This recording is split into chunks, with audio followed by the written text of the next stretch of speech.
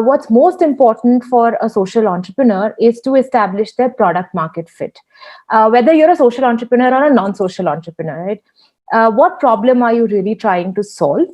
And does your product really solve that problem? So identifying the problem and figuring out whether your solution is really the solution for the problem. And most importantly, are people really willing to pay for that product? This is the key thing that you would actually want to explain to investors. So when you're trying to reach out to an investor, the investor wants to know what's the problem you're trying to solve and how are you solving that problem. And around that particular issue, are you able to create two things? One is, are you able to create an impact model? Are you able to create a business model? So if you're able to do these two things, you have identified one, the need. You've also identified the business model. You're trying to tell them how you're going to make money out of this, how is this business going to be sustainable, and you're also telling them what is the impact that you're creating. So you've got three main ideas around which the social entrepreneur needs to work. But before all of this, establishing the product market fit would be the first and foremost step, right?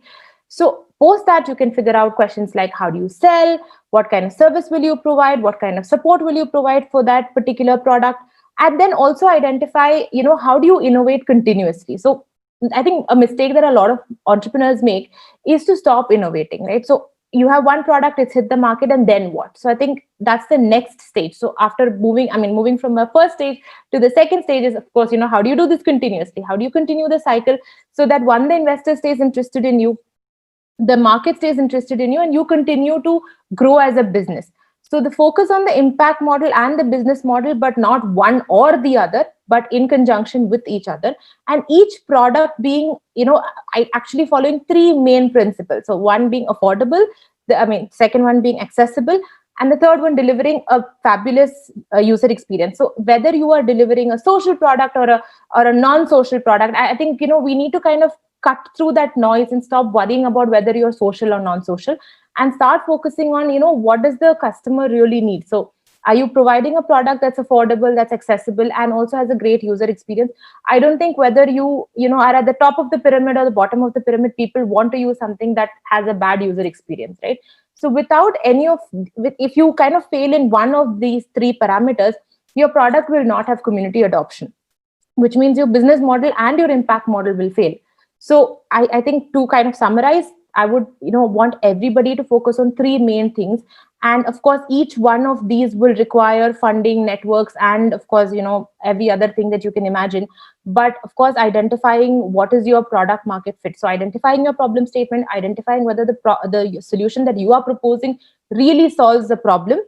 The second thing is, of course, identifying the right business model for your product. And the third one is to also identify what would be your impact model.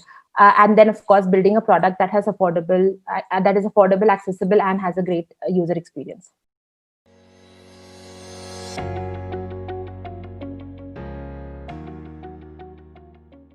In service model innovations, it's purely about running a business.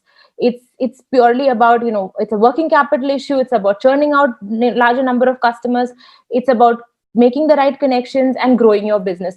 Science and tech is not just that. And when you do science and tech, the entrepreneur or the innovator in this matter will need to have multiple things. So one is, of course, getting access to the right labs and the infrastructure. It's not a real estate game.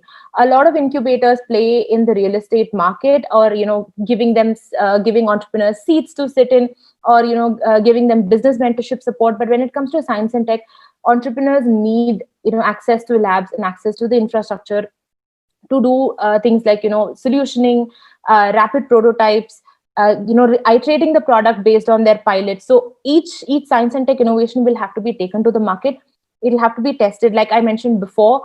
What is the user acceptance that the product has, and what is the user saying, what is the user feedback that you're getting about the product, and how do I need to iterate that product? And in order to iterate, the entrepreneur needs access to the labs, also needs access to expertise. So if I may probably use an example, if you are in the clean tech space, you need access to somebody who's worked in that space, a scientist or a researcher who knows how to help you out when you don't know how to do it yourself.